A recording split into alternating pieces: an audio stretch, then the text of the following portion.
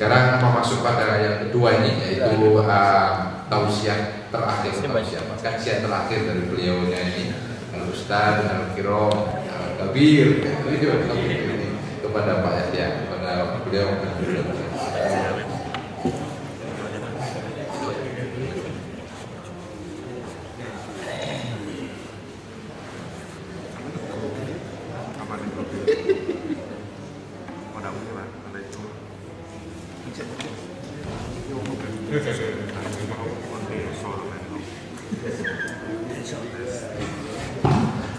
Assalamualaikum warahmatullahi taala wabarakatuh.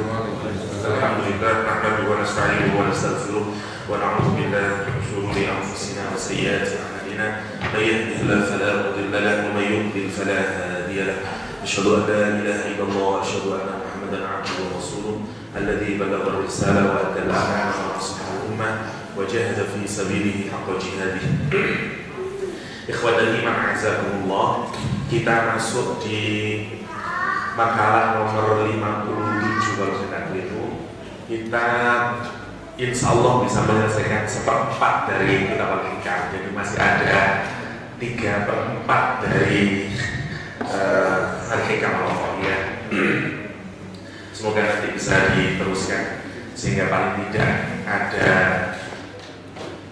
kisah perjalanan hikmah yang bisa kita ambil manfaatnya untuk kehidupan kita bersama-sama. Di makalah nomor 57 ini sebagai bagian terakhir dari bab ke-6 kalau saya tidak keliru, Ibnu Athaillah menyatakan qata' as-sa'irina lahu wal wasilina ilaih an ru'yati a'malihim wa syuhudi ahwalihim. Amma as-sa'irun fali'annahum lam yatahaqqaqu as-sidq ma'allah fiha wa ammal wasilun fali'annahu ghayyabahum bisyuhudihi anha. Allah telah memutus orang yang berjalan menujunya, as-sa'irin, orang yang berjalan, artinya orangnya belum sampai ke tujuan, ya. Wal wasilina ilaih, dan orang yang sudah sampai kepadanya. Ini istilah teknis dulu untuk mereview ulang lagi bahwa Ibnu Athaillah As-Sakandari menggambarkan kita ini seperti orang yang sedang berjalan menuju Allah SWT. Karena memang gambaran kehidupan itu adalah gambaran perjalanan pulang kembali kepada Allah SWT. Kita berasal dari Allah dan kita akan pulang kembali kepada Allah SWT. Mau tidak mau, rela atau tidak rela, sadar atau tidak sadar, in the end kita kembali kepada Allah.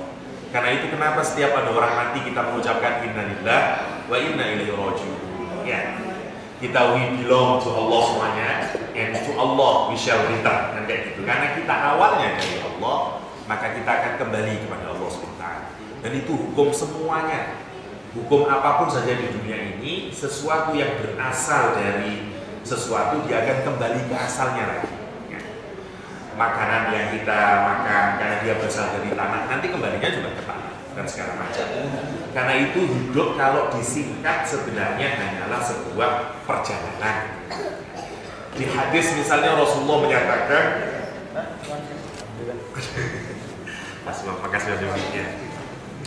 misalnya di dalam hadis Rasulullah menyuruh kita untuk menjadi seorang pejalan, ya, maka disuruh kita menjadi traveler, menjadi orang yang asing dalam perjalanan itu, bukan seperti orang yang menjadi permanent resident.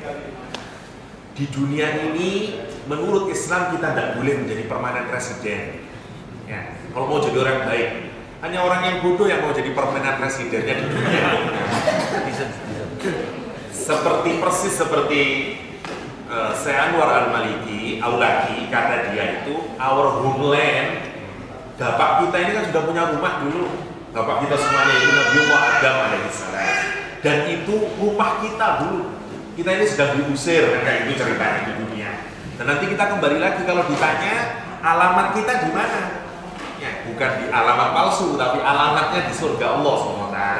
Itu alamat kita, our homeland. Karena itu kita ini sedang melakukan perjalanan pulang ke rumah lagi. Tapi jangan, ya namanya dalam perjalanan banyak orang yang keliru. Ya seperti yang dulu saya ceritakan, misalnya dari Pasuruan ke Surabaya, berhenti di Pasuruan misalnya, berhenti di Porong misalnya, lapar, beli rujak, penjual rujaknya cantik, nah jadi tinggal di Porong misalnya. Ini yang orang yang terhambat di dalam perjalanan. Banyak nggak orang yang tidak menyadari bahwa dia sebenarnya hidup itu berjalan menuju Allah SWT? Banyak sekali. Sedikit orang yang menyadari bahwa kita ini sungguh-sungguh berjalan pulang menuju Allah SWT. Kenapa? Karena buktinya seorang sering lupa kepada Allah Subhanahu wa Ta'ala. Karena itu istilah untuk mengingat Allah disebut dengan remembrance. Kenapa? Karena itulah hal yang paling sering kita lupakan. Kalau kita ingat, tidak mungkin ada istilah zikir. Zikir itu adalah sesuatu yang kita tahu tapi kita lupakan.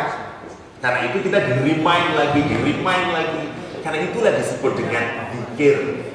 Karena itu kita disuruh membanyak berzikir. Kenapa? Karena itulah kita sering melupakan. Padahal dia esensial, dia our final destination, and yet terus lupa terus.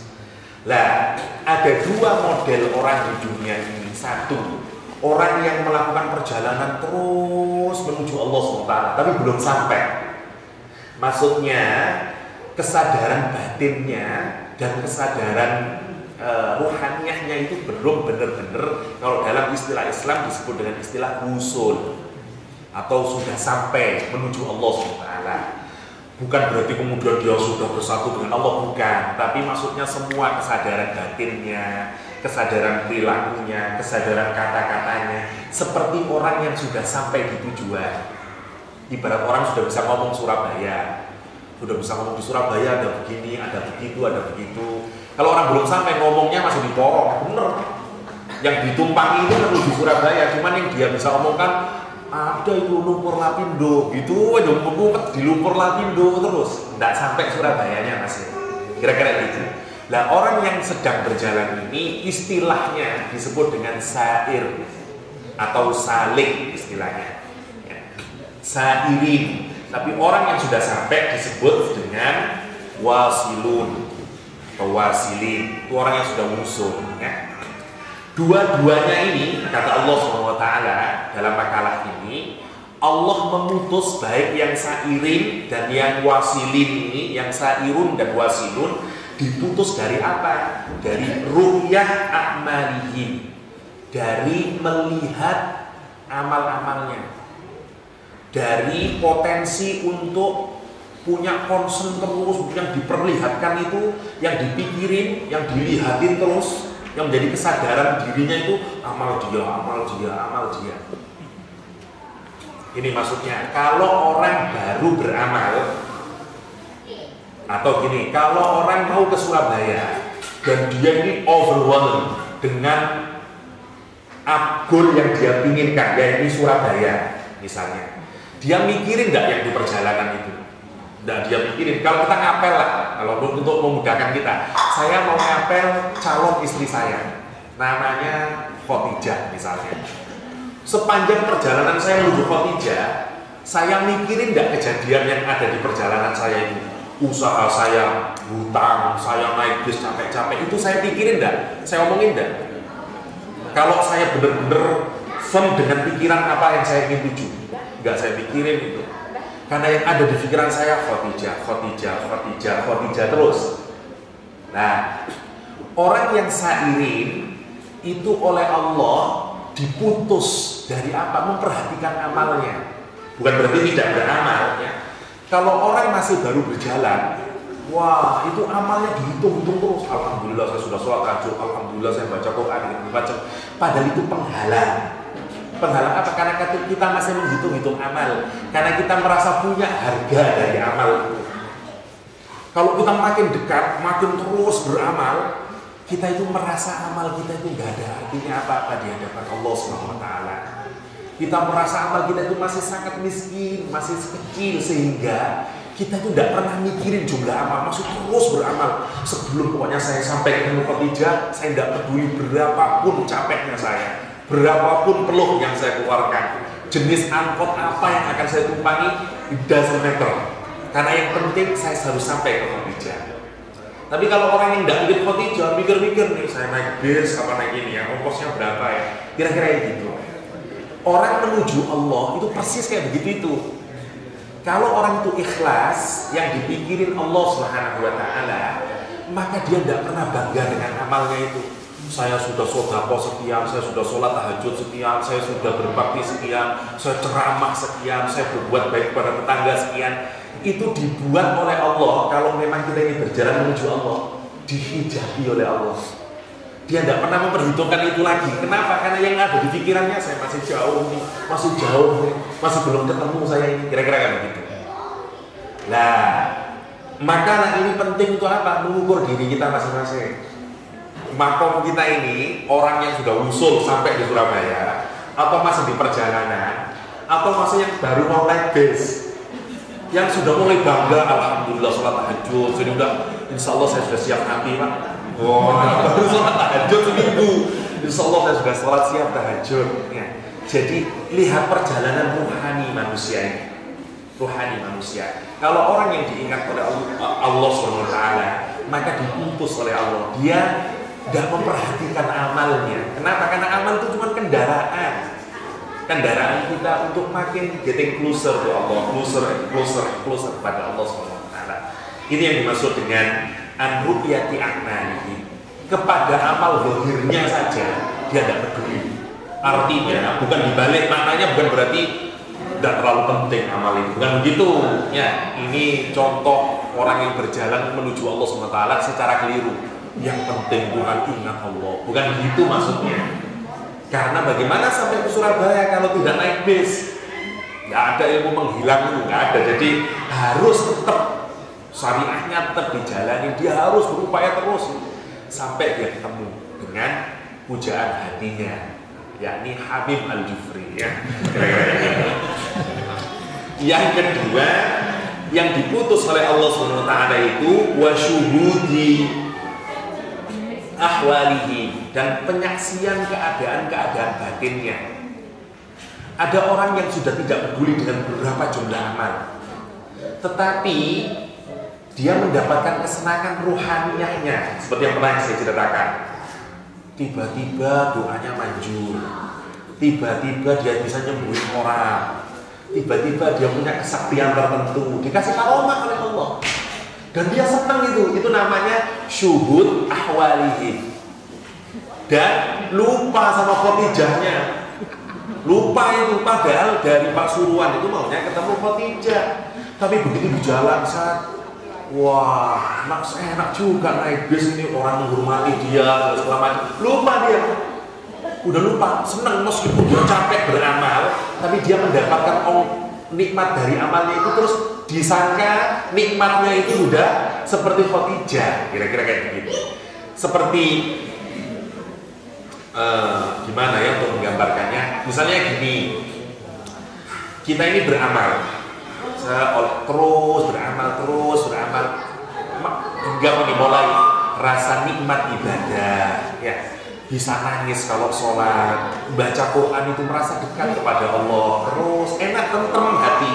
Naik doa diijabah, terus tiba-tiba misalnya ini dikasih barokah oleh Allah, dikasih karomah, bisa nyembuhin orang datang ke kita didoain, misalnya apa, sembuh misalnya. Wah, makin banyak orang datang, tamu makin datang, ya enak juga ini doa dalam doa. Terus dia tetap itu beramal, wiridnya tetap dijaga, sholat malamnya tidak pernah putus. Cuma tujuannya sekarang enak, ternyata ini doa kabul ini. Banyak orang datang kepada saya, dapat uang. Itu namanya syuhud ahwalihi.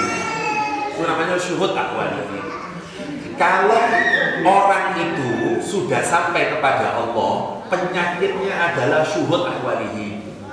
Kalau benar-benar orang itu sampai kepada Allah, oleh Allah itu pun dihijab. Itu pun dia tidak peduli lagi dengan suasana ruhaninya. Kenapa? Karena semuanya itu masih tipuan lagi. Karena yang penting harus tetap ketemu dengan Mrs. Khadijah, ketemu dengan Allah Subhanahu wa Ta'ala. Quote in quote. Itu yang disebut dengan perjalanan menuju keridhaan Allah Subhanahu wa taala. Ya. Ada yang berupa tipuan zahir, ada yang berupa tipuan ruhani. Nah, ini yang disebut dengan qata'a asairina lahu wal wasilina ilaih an ru'yati a'malihim wa syuhudi ahwalihim. Amma sairun, adapun orang yang berjalan, fali annahum lam yatahaqqaqu as-sidqa, kata karena sesungguhnya orang yang melakukan perjalanan menuju Allah yang statusnya masih menjadi the seekers, ya, dia itu belum merealisasikan as-sidqu. As-sidqu di sini bermakna sirrul ikhlas, rahasia pengabdian ikhlasnya dia kepada Allah Subhanahu wa taala. Gini, di dalam Al-Qur'an kita ini disuruh ibadah kepada Allah sampai kapan? Sampai mati disuruhnya. Wa'bud rabbaka hatta ya'tiyakal yaqin. Yakin di situ maknanya semua jumhur mufassirin sepakat maknanya adalah antil maut. Ya, antil maut. Saya kira sama. Antil maut. Kok pas lapnya terlalu antil maut. Ya, sampai meninggal dunia, sampai mau. Nah, disuruh ibadah itu sampai meninggal dunia. Karena itu salah kalau orang misalnya saya sudah wusul, orang itu sudah wusul, tak perlu sholat lagi. Ini salah. Kenapa? Karena Al-Quran sudah jelas menjelaskan wa'bud rabbaka hatta ya'tiyakal yaqin, hatta ya'tiyakal yaqin. Lah, orang yang sairin itu masih belum tahakkuk, belum benar-benar merealisasikan keikhlasannya menuju Allah SWT, karena dia masih terus berjalan. Ya, itu yang disebut. Karena itu dia masih dihijab oleh Allah dengan amal-amalnya itu. Tidak boleh dia boleh dia pedulinya itu dengan amalnya. Justru dia harus semakin giat beramal karena ditujukan untuk sampai mengusul. Wa amal wasilun, adapun orang yang usul, fali annahu ghayyabahum bi syuhudihi anha. Allah yang menghijab dirinya itu, dia terhijab dari dirinya, dia punya kesadaran serba Allah saja, dan sehingga dia juga tidak punya kesadaran yang lain kecuali hanya Allah saja. Dan itu yang membuat dia terus mengingat Allah, masih dia belum bisa membedakan. Karena nanti kalau bisa membedakan itu nanti di surga Allah Subhanahu wa taala. Ini memang agak ketinggian untuk urusan kita, tapi yang tidak terlalu penting atau yang musuh, tapi yang paling penting adalah kesadaran yang paling harus kita tanamkan dalam batin bahwa kita ini sedang berjalan menuju Allah Subhanahu wa taala, mau tidak mau, suka atau tidak suka. Kalau bahasanya Ibnu Arabi, ada orang yang berjalan itu ittirori, ada yang berjalan pulang menuju Allah ikhtiyari. Ada yang sukarela, dia sadari benar, seperti orang yang mau berjalan pulang. Kayak saya mau pulang, saya sadar sepenuhnya, sudah saya packing, sudah saya siapkan, tiket saya beli, ya baju yang saya pakai apa, sudah semuanya siap. Itu namanya ikhtiyari. Pertanyaannya, kita tahu itu kita akan mati. Kebanyakan dari kita sedikit yang ikhtiyari, kebanyakan ittirori. Udah ada persiapan, sholatnya amburadul. Kita saja mau pulang ke Indonesia amburadul, terutama kaum ibu-ibu. Gimana sih semuanya kok belum siap? Kita ngomelin itu kalau belum siap. Hanya perjalanan Melbourne Jakarta. Kalau tidak siap, nggak enak semuanya itu rasanya.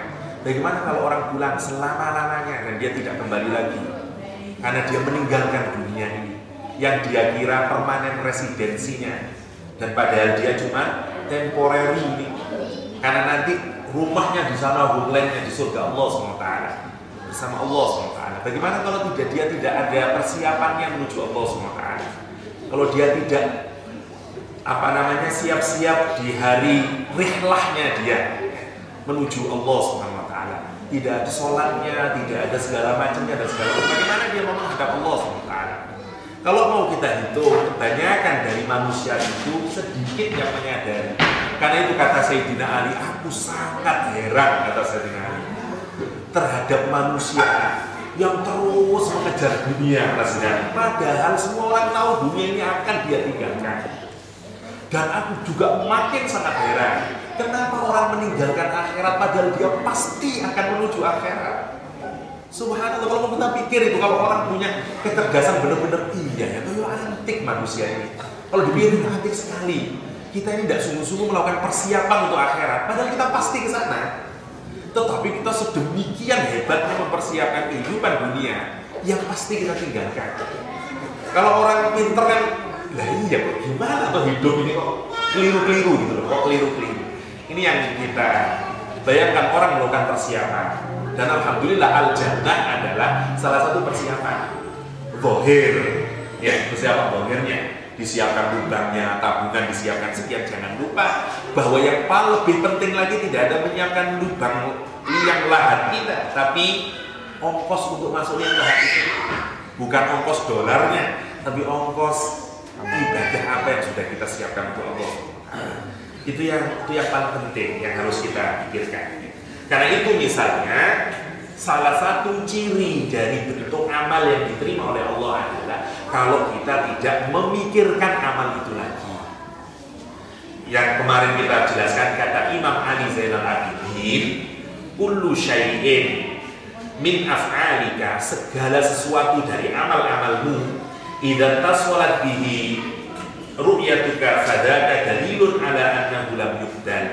Kalau kamu itu masih pikir-pikir, masih dilihat-lihat, masih dihitung-hitung, itu tanda bahwa amal itu tidak diterima. Kata Ali Zainal, kata cicitnya Rasulullah SAW, li'annal maqbul marfu'un, karena sesuatu yang diterima oleh Allah itu dia naik ke atas, ya, muhibun angka, dan dia digaibkan dari dirimu. Kita pernah tidak beramal dan kita lupa atas amal itu. Itu ciri amal kita diterima. Kita pernah ngasih orang kepepet, gak tahu di jalan, kita kasih uang. Kemudian dia sukses, suatu hari dia ketemu saya, Pak, saya mau terima kasih. Bapak siapa ya? Wah, kita udah lupa dengan amal itu. Itu contoh amal yang marfu, diterima oleh Allah. Tapi kalau kita cuma saya itu yang guru itu saya itu. Itu cirinya amalnya tidak terbang ke Allah. Ya, dia turun ke bumi itu. Seperti itulah kira-kira. Karena itu belajarlah mengikhlaskan amal. Kita tidak perlu penilaian manusia. Yang kita butuhkan penilaian Allah SWT. Buatlah hubungan itu kayak begini. Orang itu kalau cinta sama Allah SWT, jangan cinta sama manusia, ya. Kita ini biasanya nggak mau orang lain terlibat. Contoh, orang lagi pacaran telepon, ada nggak orang yang telepon pacaran suaranya keras? Hai sayang, kamu apa? Wah, kita ketemu ya. Wah, nggak ada gitu. Halus-halus, gimana cek? Wah, dia ingin sembunyi. Dia ingin apa yang diucapkan itu hanya didengar oleh dua pasang orang itu. Tapi kalau urusan bukan dengan kekasih, biasa itu loudspeaker, ya apa dul, ya didul, ya barang gitu. Bisa begitu memang. Orang yang cinta kepada Allah, dia tidak ingin amalnya itu diketahui orang-orang lain. Tahajudnya tidak ingin dikenal oleh orang lain, didengar-dengerin oleh orang lain, nggak ingin dia. Tidak kepingin bacaan Al-Qurannya, wah dipuji orang, nggak kepingin dia. Kenapa? Seperti orang yang sedang kasmaran dengan Allah SWT. Dia butuh eksklusif, dia butuh hanya dia dan Allah SWT. Karena semakin tidak ada orang, semakin dia buktikan I love you Allah. Kira-kira kayak gitulah. Dia makin sembunyi dan dia tidak peduli dengan capeknya. Itu contoh kalau kita waktu masa bercinta, waktunya nelpon calon kekasih misalnya, malam-malam ke telepon, kalau di Indonesia dulu kan ke telepon masih pakai koin, panas dingin tuh nggak terasa.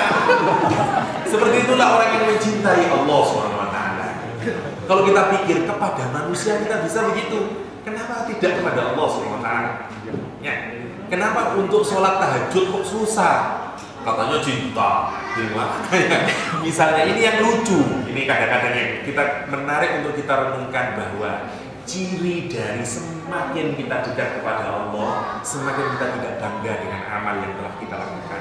Bahkan semakin merasa ya Allah, remeh sekali amal saya.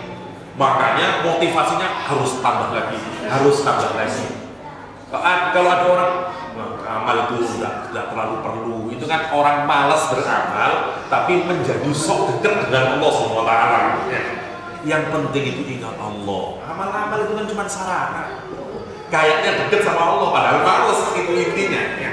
Intinya males. Gak ada orang yang mencintai orang lain dia tidak senang menelpon dia, berdua-duaan dengan dia. Ya bohong kalau dia tidak suka. Ya. Kalau dia tidak suka, kayak begitulah kira-kira untuk menggambarkan.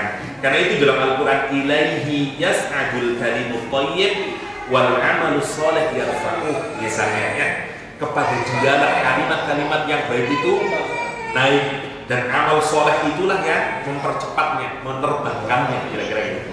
Sebenarnya makna ayat ini tidak referring kepada jenis amal, tapi cirinya kalau kita ini punya doa kepada Allah SWT, itu kalau kita menambahi dengan amal soleh itu mempercepat terkabulnya doa kita, itu maksudnya.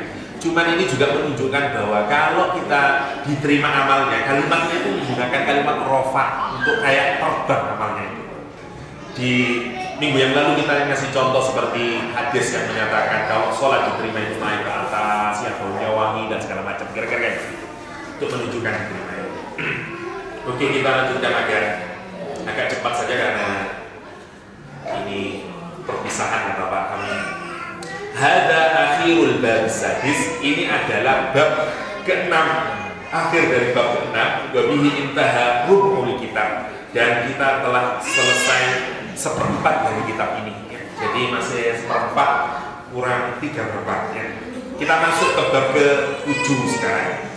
Selesai berurusan dengan bagaimana kita ini mendefine posisi amal kita dengan Allah SWT. Jadi pesan sentral dari bab ke-6 kemarin adalah orang yang dekat dengan Allah atau dalam perjalanan kita menuju Allah adalah tidak ada cara untuk makin mendekatkan diri kepada Allah kecuali dengan ibadah. Teruslah ibadah, tetapi janganlah menghitung berapa ibadah yang kita lakukan dan jangan bangga dengan ibadah, bahkan semakin merasa kuranglah beribadah ya. Kenapa? Karena fokus kita bukan ibadahnya itu, fokus kita adalah Allah Subhanahu wa Ta'ala. Ibadah seperti bis, angkot, semua sarana itu yang mengantarkan kita menemukan quote-unquote Allah Subhanahu wa Ta'ala. Dan sampai kapan Pak? Sampai mati. Karena tidak ada batasnya. Hatta yakin, hatta yakin. Oke, at-toma, bab ke-7 ini bab tentang toma. Toma itu apa ya? Loba ya, loba. Rakus. Dan ini indahnya bahasa Arab. Bahasa Arab itu ada banyak uniknya. Baik secara perkataan, pengeluaran huruf itu juga biasanya punya makna yang hampir sama. Contoh yang paling sering misalnya kalimat cinta dalam bahasa Arab itu hub. Hub itu kalau kita ngomong, hub itu kan bibir kita waktu ngomong hub kebuka. Kemudian diakhiri dengan hub, bertemu. Bercinta itu adalah, cinta adalah dua kondisi di mana bersatu padu. Nah, makanya dua hati yang bersatu. Makanya hub nggak bisa lagi, nggak bisa hubba, nggak bisa hub, nggak bisa lagi ketemu. Toma, coba lihat kata ini pensyarah ini Ibnu Ajibah menyatakan koma itu kalau dibaca po, mulut kita nganga, po, ma, semua nganga, a, semua nganga. Untuk menunjukkan apa? Orang nggak ada mingkemnya.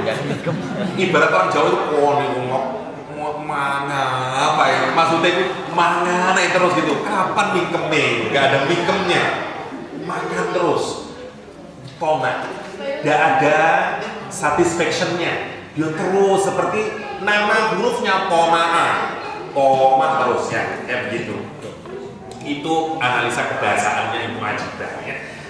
Mada saqat absamuhul illa ada badri tomain. Tidak ada basako itu kalau ada pohon yang apa namanya ini batangnya gini, ini satu batang awal terus kemudian makin memanjang sampai memunculkan dahan, itu namanya basako. Agak susah translate resminya saya tidak gimana, tapi kalau di sini al-busuk wa atul Al-busuk, tapi busuk kok yang pakai kof ya. Al-busuk, busuk bahasa Arab ini artinya pemanjang. Artinya tidak tumbuh atau ya tidak, kita mudahkan saja, tidak akan tumbuh. Al-huson itu dari kata husnun atau husun jamaknya, atau jamak yang lain al-huson itu dahan-dahan. Kalau ada batang terus yang keluar itu namanya husnun atau al-huson ya. Batang, dahan-dahan, zulin, dahan-dahan kerendahan. Kita ini kan tadi udah bilang kita berjalan menuju Allah SWT, dan itu jalan kemuliaan, jalan menuju izzah kita, izzah manusia, izzah peradaban Islam. Semuanya itu kalau kita menuju kepada Allah SWT. Nah sekarang ini jalan yang menghancurkan kita pada zulin kita, kerendahan kita. Tidak ada yang menumbuhkan dahan-dahan kerendahan ini. Katanya ini kalimatnya namanya, kalau di balaghah ini namanya isti'arah, ya, perumpamaan. Jadi untuk menggambarkan sebenarnya hidup itu kan harus tumbuh ke atas. Ya, seperti matalul kalimatut thayyib itu, ya, yang far'uha fis sama, ke langit sana. Ini dahannya malah melengkung ke bawah, dia kezulit, kerendahan.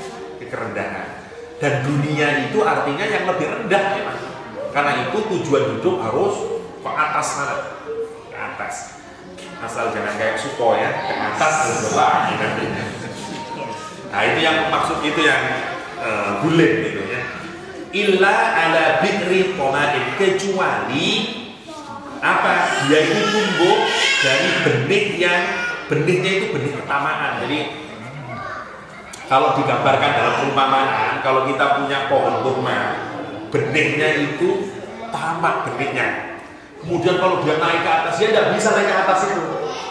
Dahannya nanti akan melengkung ke bawah, kira-kira gitu.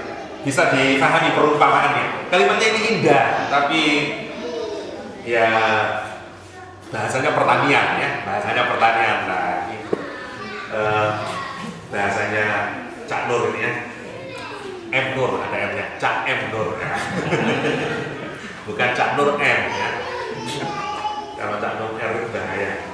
Jadi kalau benihnya dari tanaman ini adalah apa tadi itu, tomat, maka dahan yang akan keluar darinya bukan ke angkasa atau menuju Allah SWT, tapi kerendahan. Karena tomat itu adalah satu istilah teknis di dalam Islam untuk menunjukkan keinginan terhadap manusia. Keinginan terhadap manusia dan tidak ingin kepada Allah SWT. Kalau ada orang dapat kebaikan, terus kita kepingin seperti dia saja, dan kita akan minta tolong sama orang, pokoknya harapannya itu kepada manusia. Itu namanya tomat. Dia kepingin mendapatkan dari manusia, itu namanya tomat. Kalau dia kepinginnya itu yang baik, namanya bukan tomat dalam Islam, ripok kalau saya tidak keliru. Itu misalnya kalau ada orang pinter, kemudian kita mikir, aduh saya ingin seperti dia pinternya, itu bukan tomat namanya. Misalnya ada orang kaya, kemudian dia membelanjakan hartanya, terus kita kepingin seperti dia, itu bukan tomat, karena keinginan itu tidak menghilangkan dia, menghilangkan kenikmatannya dia. Jadi kalau tomat kita rakus terus. Kalau di sini definisikan, wat tomat ta'allaqal qalbu bima fi aidil khalq, keterkaitannya hati dengan apa-apa yang ada di tangan manusia. Wa tasyuqul qalbu ila ghairi rabbi, dan kerinduannya hati kepada selain Allah SWT. Yang diinginkan itu yang ada di manusia terus. Lihat orang mobilnya baik, bisa kepingin mobilnya. Lihat rumahnya baik, kepingin.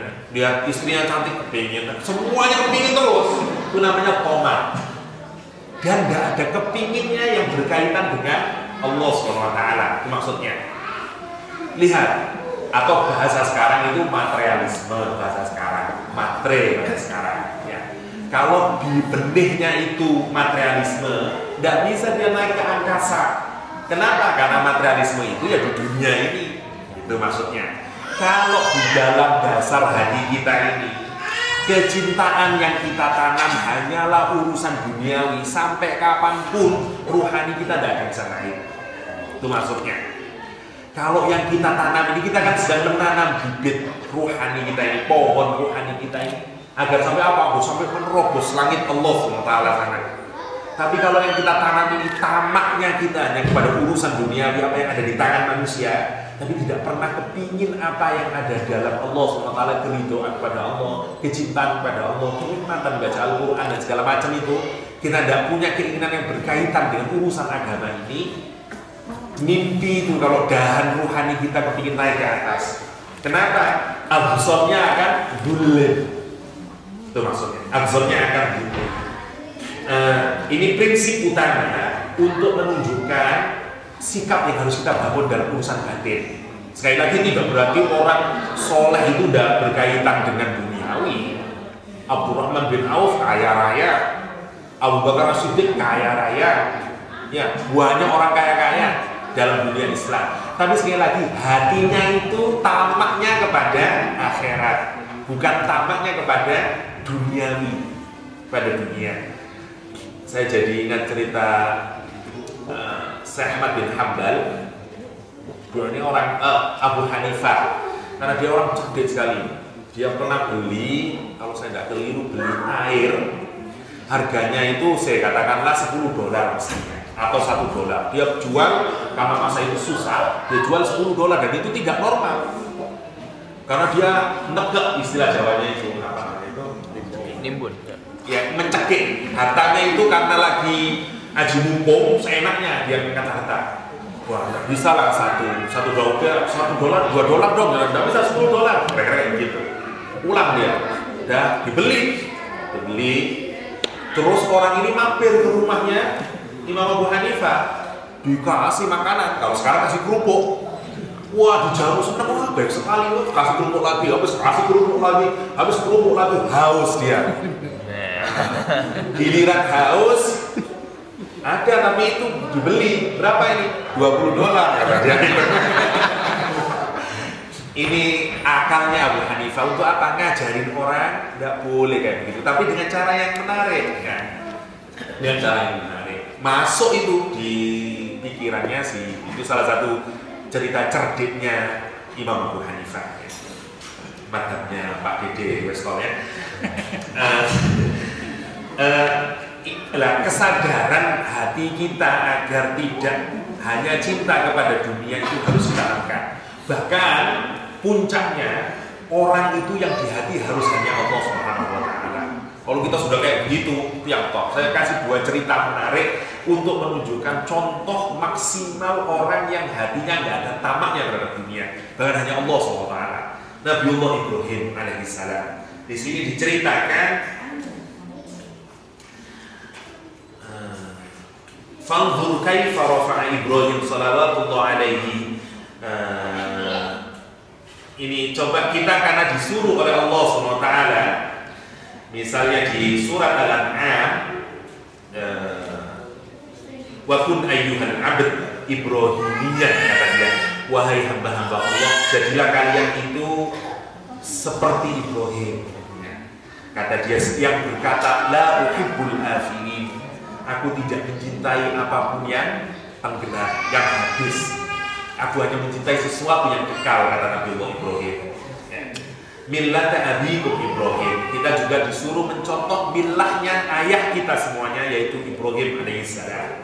Dan contoh Nabi Ibrahim yang tidak tamak terhadap dunia ini, dan dia hanya cinta terhadap apa yang ada di sisi Allah SWT. Kata dia, ketika sudah dimasukkan, dilempar dengan apa itu namanya itu, minjanik, ketepil, ya. Riwayatnya kan begitu, dilempar ketepil, sudah apinya dibunterkan, panas besar, pakai ketepil dilempar ke tengah, kira-kira gitu. Ada yang riwayat begitu. Nah, setelah itu datanglah Jibril alaihissalam. Di mana tadi percakapannya yang menarik? Jibril datang kepada dia, berkata Jibril, alaka hajat, apakah kamu punya kebutuhan terhadapku? Kamu mau pertolonganku? Kira-kira kayak gitu. Can I help you? Kira-kira gitu. Jibril menawarkan. Apa kata Nabiullah Ibrahim? Amma ilaika fala. kalau bantuan itu datang dari dirimu Jibril, enggak, aku enggak butuh. Padahal ini lagi mau dibakar nih, panas nih. Ya. Wa amma ilallah, kata dia, fabala. Tapi kalau bantuan itu datangnya dari Allah SWT, fabala, nggih, saya mau. Udah bayangkan, kalau kita jangankan dapat ujian kayak begitu, ayo dong cepat tolongin saya dong, kira-kira gitu. Tidak penting urusan siksa itu, tapi yang penting adalah kondisi rohani itu loh maksud saya. Yang penting kan, bagaimana kondisi rohani kita ini hanya kepada Allah. Kalaupun sakit ke dokter, tapi hati kita ini ke Allah, itu yang paling penting. Kalau kita mulai menata diri terus Allah di hati, apapun kita dasari dengan ketamakan dengan apa yang di sisi Allah, maka pohon rohani kita ini naik menuju apa? Absaru izzin, bukan absaru dhullin. Dahannya itu dahan kemuliaan, bukan dahan kerendahan. Bukan dahan kerendahan. Qala fa'azhaluhu, kemudian kalau begitu mintalah kepada Allah, kata Jibril. Qala, menjawab Nabi Ibrahim, hasbi min su'ali 'allamahu bihali. Menarik kata dia, cukuplah bagi diriku untuk tidak meminta kepada Allah SWT karena dia tahu keadaan. Subhanallah, ini dramatisnya antara kekasih Allah dengan malaikat Jibril. Ya, malaikat Jibril. Kalau level kita nggak begitu. Ya, tapi kita mulai belajar, setidaknya apapun dasarilah dengan kecintaan akhirat. Amalnya boleh, sikap kita bisa mulai minta tolong pada manusia, kita boleh mencari harta sebanyak-banyaknya, tapi yang dasarannya, benihnya itu, ya, benihnya adalah kecintaan terhadap Allah dan Rasulnya, kecintaan terhadap akhirat.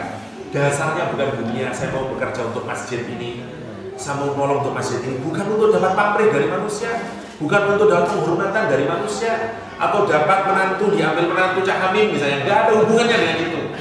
Saya lakukan ini karena saya cinta sama Allah. Saya lakukan ini karena saya ingin ini bagian dari amal soleh saya untuk akhirat saya. Kalau itu yang muncul, dahannya izin. Meskipun orang mengkritik, meskipun orang merendahkan, meskipun orang nggak suka dengan kita, saya tidak peduli. Karena apa? Karena yang saya inginkan bukan ma fi aidin nas, tapi ma fi yadillah. Ya, yang kita inginkan apa yang dari Allah SWT. Karena itu pasti punya tantangan dalam hidup kita dalam berjuang itu. Orang mau mengkritik apa? Kalau kita tanamkan semua ini, kita masing-masing punya motivasinya sendiri-sendiri. Saya bekerja bantu MCV untuk apa ya? Untuk saya dianggap orang penting di masyarakat atau untuk apa? Dan itu diteliti sendiri-sendiri. Masing-masing punya penting, punya poinnya yang penting-penting dalam Islam. Ya. Seperti rumus yang kemarin lihat, contoh orang yang sungguh-sungguh benihnya itu akhirat. Ya. Perempuan gak dikenal namanya dalam Islam, Rasul gak tahu namanya, tapi dialah yang membersihkan masjid. Gak ada satupun orang kenal dengan dia namanya. Begitu meninggal dunia, Rasul datang, kemana si ibu itu? Meninggal Rasul marah. Kenapa kamu udah ngasih tahu saya? Dan Rasul mendatanginya, mensolatinya, menangis, dia ahli jannah. Bayangkan, dia nggak butuh penghormatan orang, nggak butuh apresiasi dari siapapun. Kenapa? Seperti rumus kemarin, dia nggak menghitung amalnya. Kenapa? Karena itu wasilah dia untuk mencari ridho Allah SWT. Eksklusif amalnya dengan dia, dengan Allah SWT. Dan dia dapatkan itu. Dia menjadi ahli surga Allah SWT. Ini yang paling penting untuk kita lakukan. Kalau kita beramal sungguh-sungguh, benihnya itu adalah akhirat, dahannya menuju akhirat. Kalau kita beramal benihnya untuk pamor, untuk apapun lah namanya, bangun madrasah, bangun pesantren, apalah jenisnya, bekerja, kalau amalnya itu untuk akhirat, insya Allah rezeki kita ini membawa kita ke akhirat. Kalau kita niat bekerja ini, ya Allah, aku niat bekerja untuk mencari rezekimu ya Allah, untuk anak-anak kita, insya Allah rezekinya itu dibawa menuju akhirat tuh. Anak-anak tumbuh dengan kesadaran akhirat. Tapi kalau cuma rezeki dunia, ya zulim terus. Itu yang disebut dengan benihnya harus kita tata, benihnya. Dan itu kesadaran, motif yang penting untuk kita tanamkan. Yang terakhir, sebenarnya hampir sama.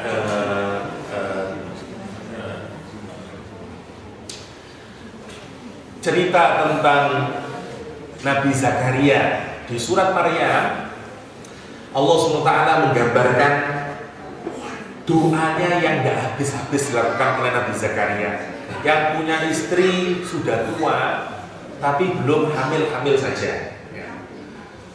Kafha ya ain sad dzikru rahmati rabbika abdahu Zakaria. Dan bahkan Allah tidak menyebut subjek di situ. Kenapa? Karena yang penting itu loh, lihat, Allah saja yang bekerja untuk mengasih rahmat kepada, tidak penting siapa yang dikasih itu. Karena yang penting adalah bagaimana Allah pouring His mercy, ya, ngasih mercy, ngasih rahmat kepada makhluknya yang bernama Abduhu Zakaria, kepada hambanya yang bernama Zakaria. Tapi sekali lagi, syarat untuk dapat rahmat harus jadi hamba, harus jadi slave Allah, harus sungguh-sungguh mengabdi kepada Allah.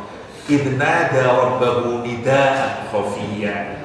Ketika Nabi Zakaria itu berdoa dengan doa yang sepi, dengan doa yang ringan.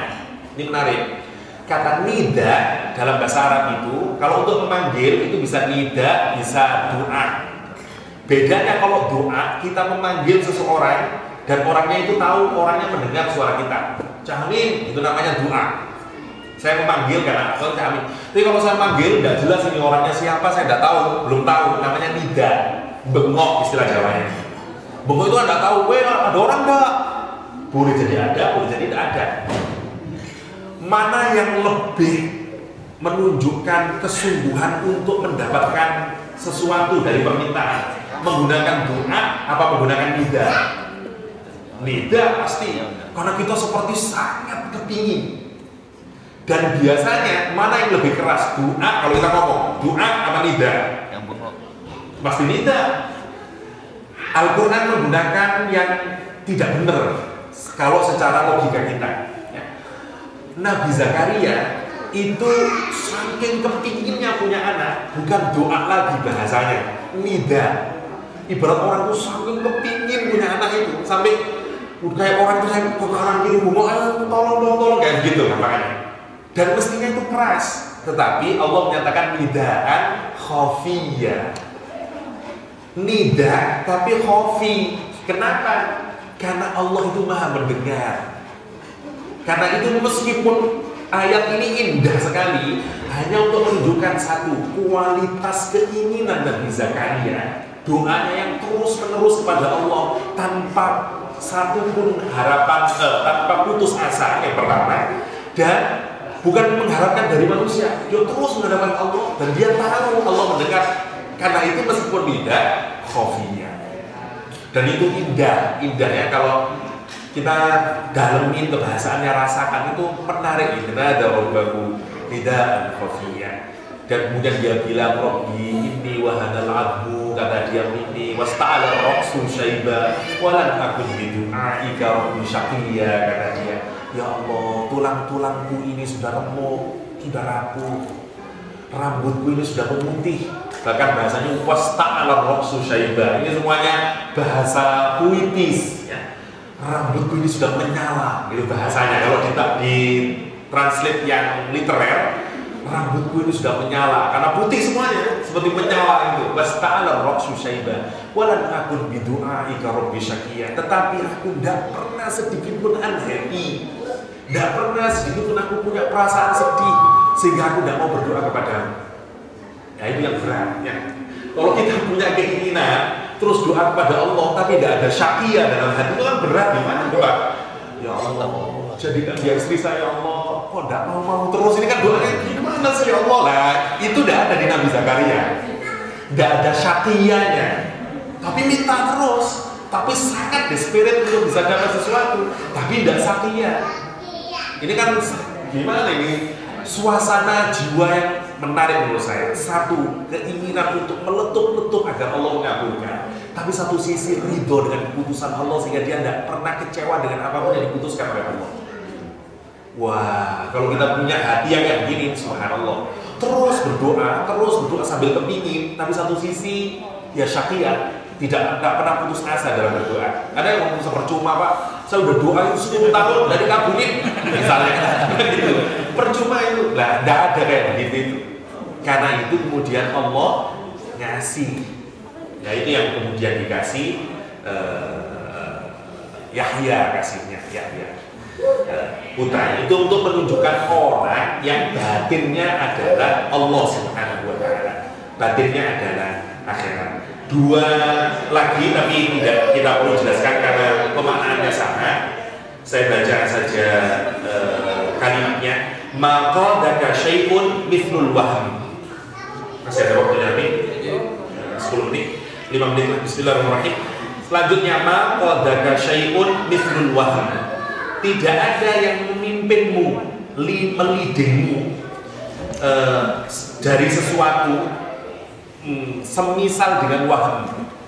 Maksudnya meliding kepada apa ini? Meliding kepada keburukan ya. Wahm itu adalah di sini dijelaskan al-wahmu awalul khatir.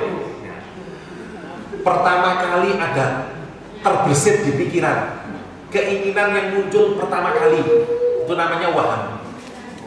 Kepingin apa namanya ini? Ya terbersit keinginan. Kalau sudah mulai agak besar menjadi wa huwa ad'afu minasyak, dan dia itu lebih lemah daripada keraguan-raguan.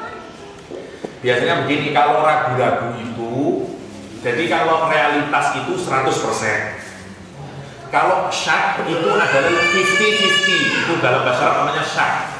Misalnya mendung nih, mendung ini kan indikasi mau syak nih, maka disebut dengan syak karena 50-50. Oh bukan, zon kalau ya 50-50 itu syak. Kalau lebih dari 50 tingkat keyakinan kita namanya zon. Misalnya kalau zon itu 70-30. Saya melihat Pak, namanya Pak Sumat ini masuk ke apa namanya kasino, kalau kasino saya biasa ini dia parkir, orangnya masuk, pasti dia udah main. Nah, semua indikasi sudah ada, parkir, masuk. Itu pun dalam Islam tidak boleh, namanya subudzon. Bayangkan lihat, itu namanya zon. Zon itu adalah kalau kita punya data, datanya itu lebih dari 50%. Itu pun dalam Islam tidak boleh subudzon kayak gitu. Saya tahu Pak, dia itu bawa perempuan masuk kamar berdua, gimana? Pasti berzina itu sudah. Gak bisa, itu subudzon. Bayangin, kalau kita tidak ada data sama sekali, namanya fitnah. Bayangkan dalam Islam itu, suudzon aja tidak boleh. Bayangin, kita kan kira suudzon itu tidak punya data, zon itu punya data. Verifikasinya lebih dari 50% datanya, cuman belum sampai maksimal. Lah, syak itu 50-50. Di bawah syak, di bawah 50 data kita namanya wahm. Itu dalam bahasa Arab. Itu maksudnya menariknya bahasa Arab. Semuanya itu komplit gitu tuh, wahm, syak, zon. Di bahasa kita kan tidak ada prediksi semuanya. Prediksinya berapa? 50%. Kita tambah aja prediksinya berapa? 30%. Kalau dalam bahasa Arab ada istilah teknisnya sendiri-sendiri. Wahm, syak dan segala macam.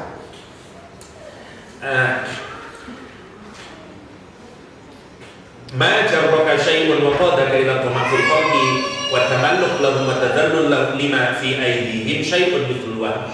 Sama kalau kita ini pertama kali melihat, cetusan pertama melihat mobil baik tuh, nah ini kayaknya itu namanya wahm. Kita udah mulai punya keinginan ini, paling kalau saya begini itu namanya wahm. Jangan punya wahm. Sedikit saja kita punya itu mulai, itu akan meliding kita. Itu bahayanya, karena itu kalau punya pikiran kayak gitu dirubah kayak gitu. Kayak Syekh Mutawalli Sya'rawi, tafsirnya itu disebut dengan khawatir.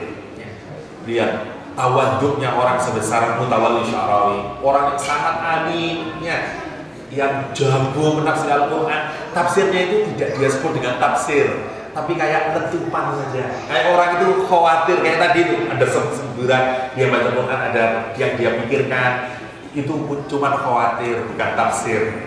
Kalau kita orang satu jam loh tafsir Al-Quran baik Muhammad Yahya, wah itu kalau kita orang sebesar Syekh Mutawalli Sya'rawi tafsirnya aja khawatir, ya dia sebutin khawatir bukan tafsir.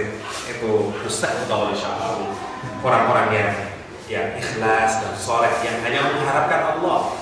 Masih banyak cerita dalam Islam itu, ulama-ulama dahulu kalau habis tulis kitab, sudah jadi ini kitabnya ini, dia panggil, ditempelin di dekat Ka'bah. Kalau udah dibakar rayap berarti ikhlas. Sampai segitunya orang dulu itu, untuk menunjukkan apa? Amalnya itu benihnya hanya karena Allah SWT. Ya ini tidak harus ditiru untuk konteks zaman sekarang sih, tapi untuk menunjukkan bagaimana orang dulu itu benar-benar amal itu lillahi ta'ala.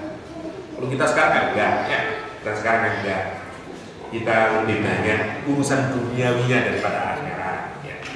Bahkan apalagi ada justifikasi, ya 50-50 lah, dunia yang akhirat.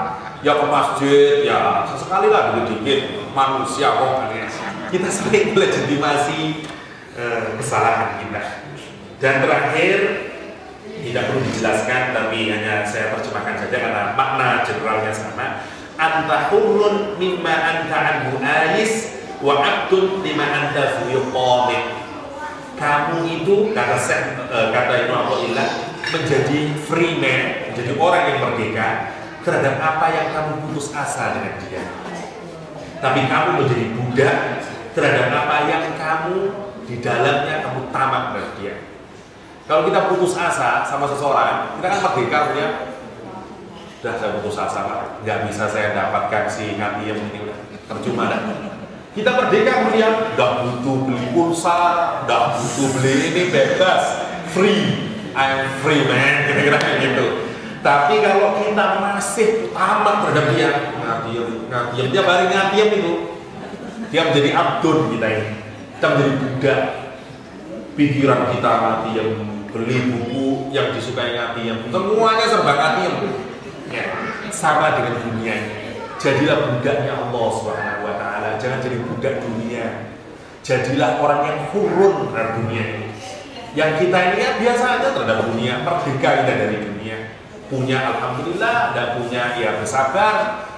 Nah, biasa aja itu namanya hurun.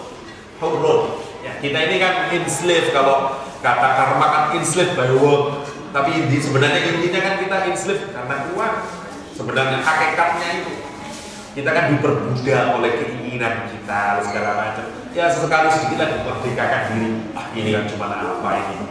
Ya ruhani. Tidak perlu kemudian saya jual rumah Pak.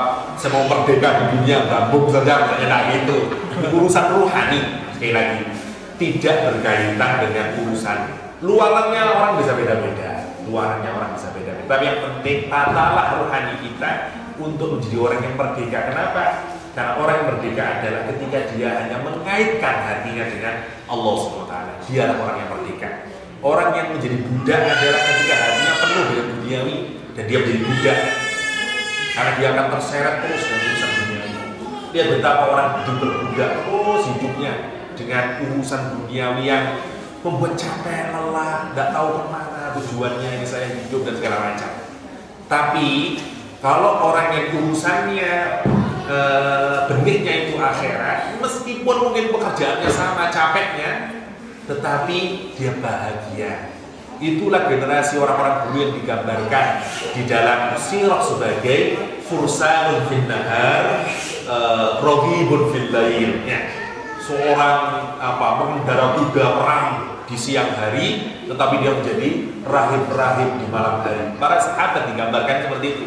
Fursan fil nahar, warohib fil lainnya, seperti menjadi orang-orang yang semoga kita semuanya digolongkan oleh Allah, orang-orang yang terus sebanyak-banyaknya beramal untuk meraih ridho Allah SWT dan tidak berbangga-bangga dengan amal kita, dan semoga Allah membersihkan hati kita dari semua selain Allah SWT.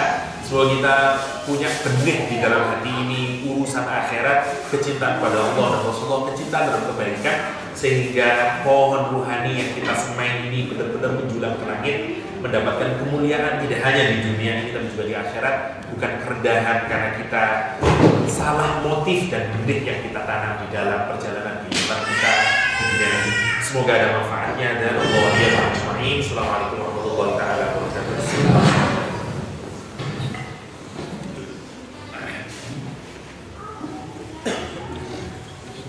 Jazakallah Ustaz Yahya, terima kasih sekali atas kajian yang juga disampaikan kepada kita. Semoga sekali lagi apa yang beliau sampaikan pada pagi ini membawa manfaat bagi kita semua. Alhamdulillah, sekali lagi mungkin ini yang perlu saya sampaikan juga bahwa kita dikenalkan dengan beliau. Jadi kita diberi kesempatan untuk bermuamalah dengan beliau meskipun sebentar lagi beliau akan meninggalkan Melbourne ini, dan mungkin untuk kali terakhir beliau akan mengisi kajian Al-Hikam di Sulawesi. Tapi karena kita semua insya Allah mencintai beliau dan beliau juga mencintai kita, semoga kita digolongkan menjadi orang yang tahabba billah, orang yang saling mencintai karena Allah Subhanahu wa Ta'ala, dan insya Allah akan dipertemukan kembali pada keadaan yang jauh lebih baik, dalam keadaan kita dengan tujuan yang final destination kita di Jannatul Na'im. Amin amin ya rabbal alamin. Semoga sekali lagi saya ini kalau udah ngomong gini kadang-kadang ini maaf nih nggak ada pertanyaan hari ini. Nanti kalau ada pertanyaan langsung ke beliau itu. Barangkali kita akan sedih tapi juga gembira. Sedih karena kita akan tidak lagi mendengar beliau menyampaikan tausiah kepada kita, tapi juga gembira karena putri-putri beliau juga akan menunggu kehadiran beliau, dan figur ayah itu juga akan sangat amat berperan di dalam kehidupan mereka insya Allah. Jadi betapapun keinginan kita, tapi ada orang lain yang lebih punya hak lagi, anak-anak beliau insya Allah. Nah, itu saja saya kira. Ini kayaknya mau ada acara yang selanjutnya, mungkin secepatnya mungkin barangkali akan langsung dipimpin oleh Mas Lukas. Kepada beliau waktu dan tempat saya persilakan.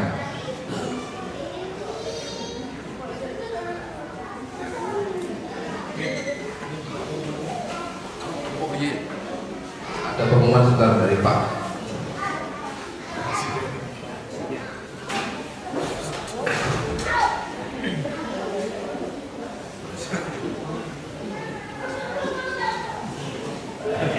Assalamualaikum warahmatullahi wabarakatuh. Sebelum acara berikutnya ini ada sedikit pengumuman saja.